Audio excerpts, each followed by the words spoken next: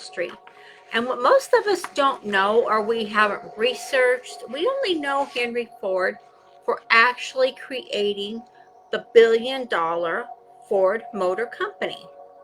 And knowing that Henry Ford created the Henry Ford Motor Company, or the Ford Motor Company as it's been known today, is a billion-dollar company.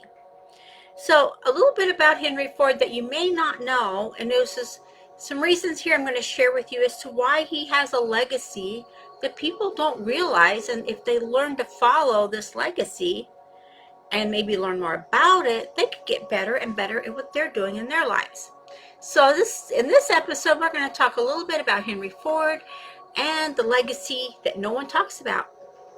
So Henry Ford was born in 1863.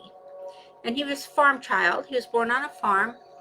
And it's a hard life in 1863, being born on a farm when your parents are poor and they're trying everything they can to make a go of the farm, right? So he had 8 other siblings growing up, that of course spread out. But everything had to keep going, and everyone was expected to do their chores, from the smallest child to the oldest child. So it was a hard life being a farm child in 1800s. So Henry Ford went to school for 8 years. You know, today we go to school for 12 years, or college, graduate school, PhDs and masters, the whole business. But back in the day, in the 1800s, early 1900s, we didn't have that so much as being a prominent thing. You were lucky if you got to go to school, especially if you lived out of country, or out in the country, out of town. So then, it's a whole different ballpark for those kids. Not to mention they had to walk to school. You probably heard your grandparents talk about walking uphill, downhill, shoes, which was a lot of the time the case. So Henry Ford liked to tinker. As a child, as he was growing up, he liked to tinker with anything and everything he could get his hands on, anything mechanical. And of course, in the late 1800s, a lot of mechanical things were coming out. There's a lot of different things that were coming out that were, different little things to do, and, different little machine things that were working, different parts. Well, in history, Henry Ford documented for his biographies that he did like to tinker with anything that was mechanical, anything that had a motor, anything that was workable. He loved to learn how they worked and what made them tick. So this is going to play a good lesson for Henry Ford as he's going forward, being that he only had an 8th grade education and he could only go to school when the farm work was permitting. So back in the day, not like today, like we do, but our kids go to school regardless because they always have to go to school. Well, back in the day, they did not. Back in the day, if there was farm work to be done, or plowing, or if the harvest had to be brought in, or whatever it was, the kids were not in school. They had that period of time off to help on the farm. So knowing that he only had the 8th grade education, keep that in mind. And I don't mean like in today's education. We're talking bare bones, learn to read and write and count education. Very little history, no civics, and all these other things that we take for granted, they did not have back then. Of course, they learned grammar because they learned to speak properly, but not that they all did. You might have heard your grandparents talking, and it's like, where'd you learn to talk, Grandma? Right? So, but knowing now, today, in our day and age, that Henry Ford is the founder of the Ford Motor Company. And this company has grown to over billions of dollars. I think it's like $100 billion where it's sitting at today. But knowing that the Ford Motor Company is not the best automobile on the market. It's a given, it's documented, it's all throughout everything today. The Ford Company has a problem with Ford's breaking down easily, and the motor's not working properly, and things going out often, different things like that happen, and this is not the most reliable vehicle on the market. Although Henry Ford has sold this market from the time he started it. And there's a little bit here about this history of how Henry Ford almost didn't get to keep his company. So knowing that this machine, this vehicle, car, truck, whatever it is not the best car on the market, they still sell billions of dollars worth every year.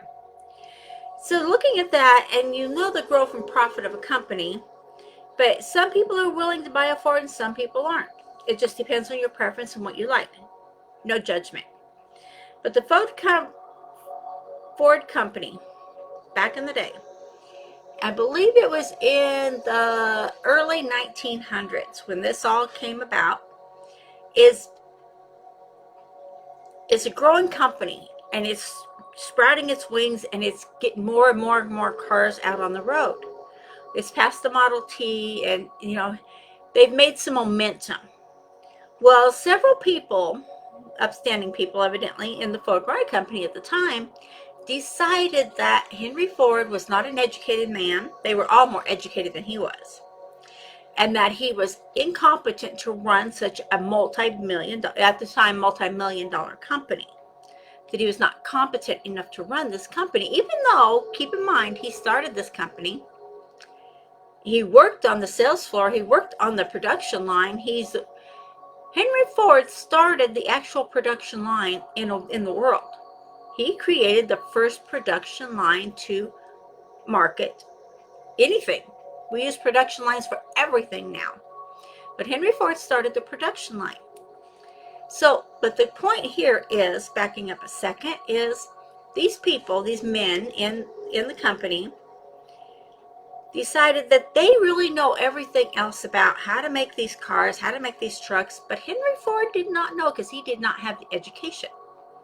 So, and he was asked, they went to court, and he was asked for a statement. When he made his statement to the judge and to the jury, he was asked, are you qualified? What qualifies you, I believe were the words spoken, what qualifies you to be the CEO of Ford Motor Company? Number one, his reply was, I created the Ford Motor Company. It's my company. And as far as knowledge, no, I do not have the schooling that my associates have. No, I do not have the education that my associates have. And he was asked the question, okay, then what makes you qualified to run such a high-end company? And he said, well, when I want to know something, I call one of the gentlemen in, the man in, that I hire, that knows this, that can tell me what's going on with this. How are we progressing with this? How's that going? What's happening? They can tell me this. And he said, okay. And Henry Ford stepped in around that time and said, you know what? Make this simple. I realized at an early age that I wasn't going to know everything I had to know about everything in the world. But was that going to stop me from becoming who I wanted to be? See, he had a dream. He had a vision of what he wanted for his life. And his vision was to create and build automobiles, which he did a fabulous job of succeeding at. So what he did was he talked to the judge, he talked to the jury, talked to everybody there, and said, you know what? I hire and surround myself with all the people who know how to do what I want done. And that makes me smarter than these guys, because I'm smart enough to know who I need to hire to do the job, who I need to surround myself with to get the job done. So this is a legacy that people don't realize that Henry Ford laid out for us. And number one is perseverance. Number one, it's living your purpose. Number two, living your purpose. So the lesson he taught me is to not be afraid to take action on a vision or a dream I have. Anything is possible. And I also learned that if I surround myself from this prophecy, or from this, not so much prophecy, from this legacy, let's back that up a second, legacy that Henry Ford left us. It's a matter of researching, looking at his biographies, looking at how he lived his life and the teachings he put out there, if we're willing to take the time to look at it. is to surround myself with the people who know how to do what I want to do.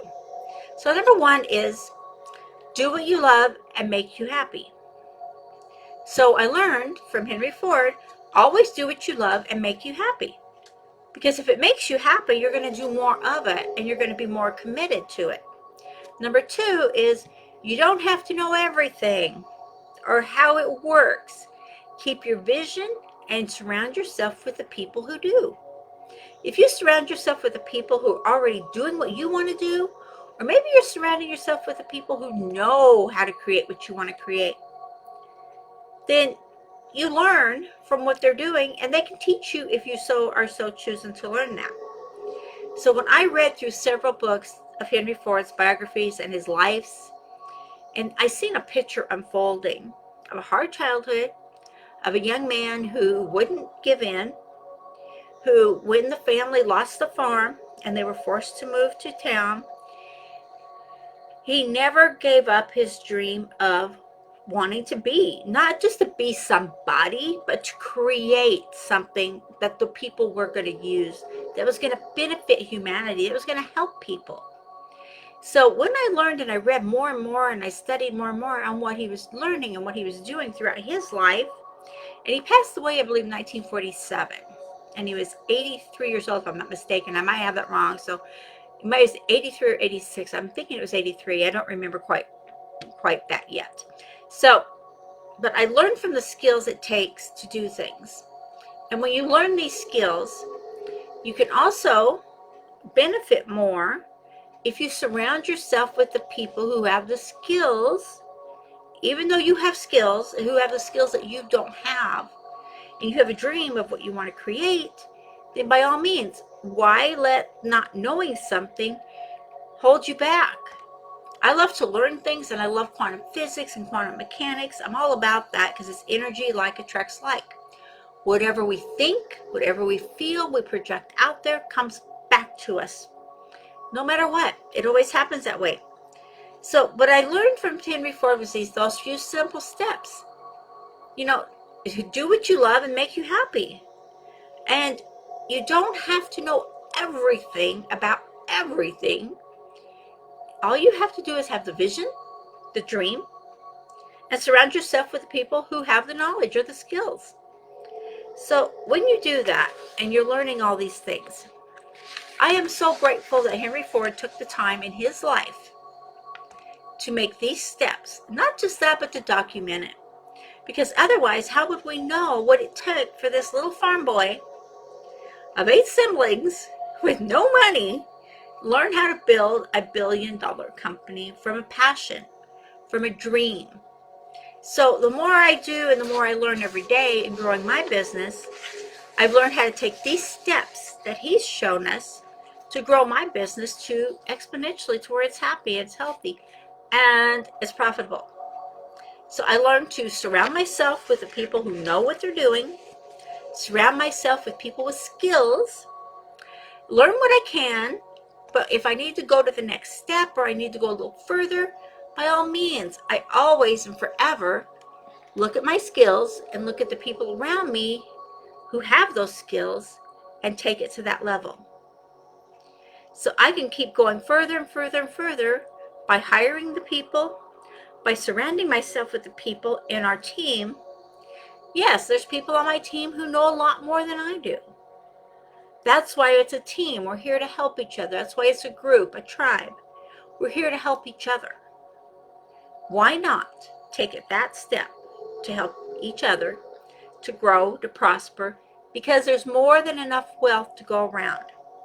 And just because you don't know every single thing about running your company does not mean anyone has the ability or the right to take it away from you. Because number one, you've surrounded yourself with the right people. You have people that, granted, know more than you do, but they know how to do the job. Why not? Keep following through on those simple things. And this is a legacy that Henry Ford left us that is not even talked about. But it is his legacy of this poor farm boy who showed us the steps that he went through.